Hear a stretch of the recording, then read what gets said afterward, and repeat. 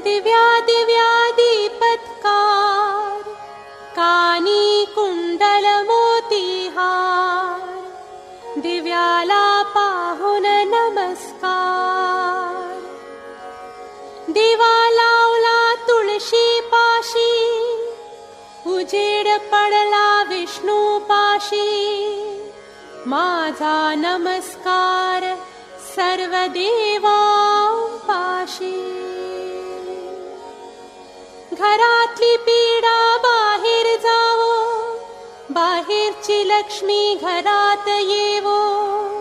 घरच्या धन्याला उदंड औषधे